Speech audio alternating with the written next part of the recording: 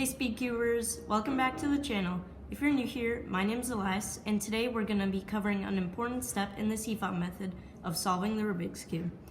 Today we'll be working on OLL, or orientation of the last layer, and we're going to first tackle the first part of that process, the yellow cross. So grab your cube and let's dive right in.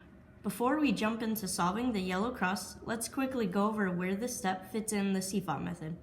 The CFOP method is one of the most popular ways to solve the Rubik's Cube, and it stands for cross, F2L, first two layers, OLL, orientation of the last layer, and PLL, permutation of the last layer.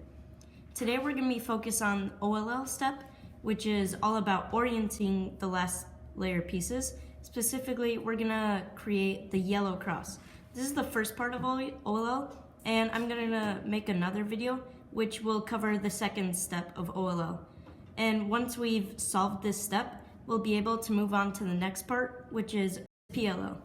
Memorizing the algorithms that I'm going to teach you today is actually really easy because every algorithm that you'll learn today uses the same 4 moves in every algorithm, and I'll teach you this 4-move sequence so you can implement it in every algorithm.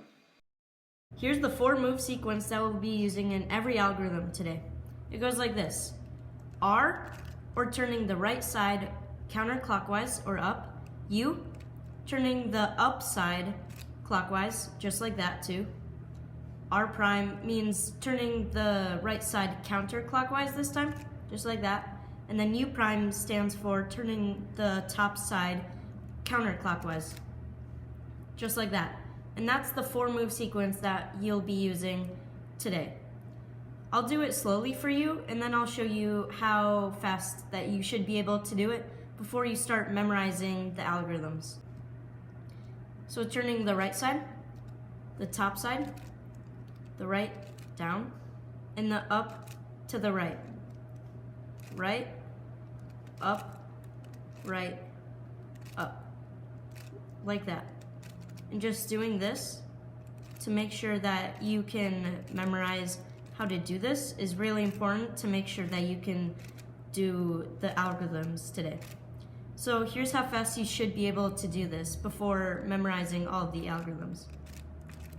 Being able to do this by heart or like closing your eyes and making sure you can do this is really important so that you don't get confused while solving the algorithm.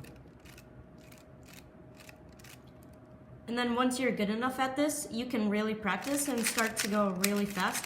Make sure that you can just really be very good at it. Now, the reason that this sequence of moves is so important is because it's part of every algorithm we'll use to solve the yellow cross today. You'll see R, U, R prime, U prime pop up a lot, and it's really helpful to get used to this motion because it controls the movement of the edges to make sure that we can solve the yellow cross. Let's move on to the next step. Now that we've covered the basic moves, let's look at memorizing the algorithms. We're going to focus on solving the yellow edges first, so solve the yellow cross. There are 3 patterns you will see, and each one requires a different algorithm to solve.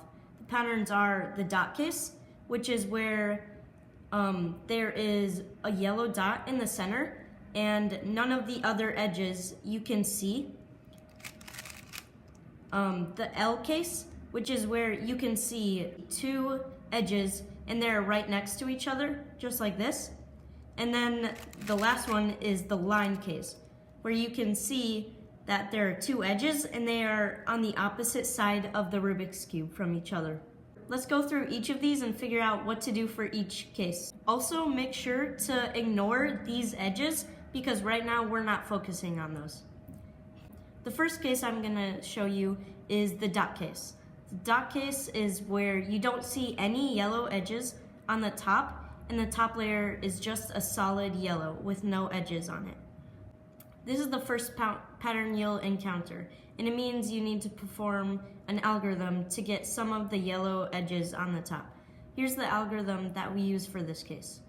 So the way that we solve this is we actually turn this front face right here to the side, just like that.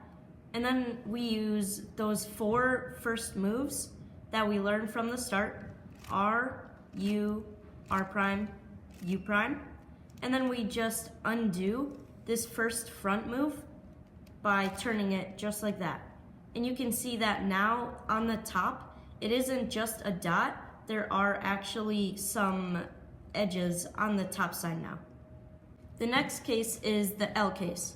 The L case will pop up every time that you solve the dot, so it's just good to remember that whenever you solve the dot, right after you're gonna have this case right here, where there are two edges on the top and they're diagonal from each other.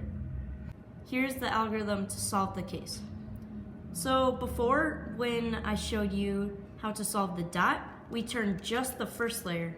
But this time we're actually gonna turn these two layers at the exact same time, just like that.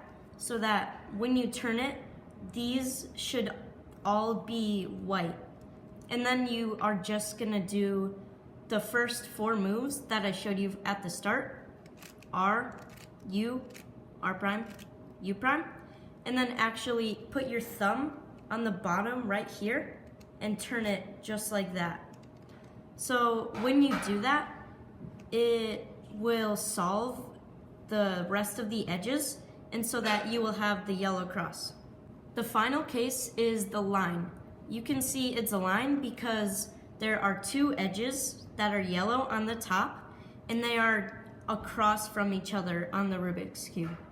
So you see here that it looks like a line, and you want to make sure that when you do the algorithm to solve it, it is horizontal like this.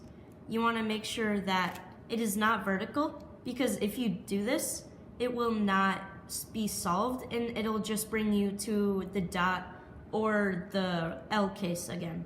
So a good way to remember to keep it facing like this is to see if when you put your finger on here like this, it'll be on top of it, and it is. And so we can just make sure that it is facing the right way, and then we can go into solving the Rubik's Cube. If you have the line facing vertically and your finger goes over, but these two are not solved, then you know to just turn the top face, and then you can do the algorithm I'm about to show you. So the algorithm to solve the line case is actually the exact same one to solve the dot. So you just turn this front face, just like that, do the four moves, 1, 2, 3, 4, and then just undo that first move of turning the front side, just like that. And you'll see that now this case is solved and we have the yellow cross. Now you've got the yellow cross on top of your cube.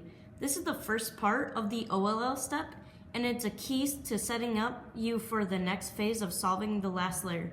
Once you've got the yellow cross solved, the next step is working on orienting the yellow corners, which I'll cover in another video soon. That's it for today's tutorial on solving the yellow cross.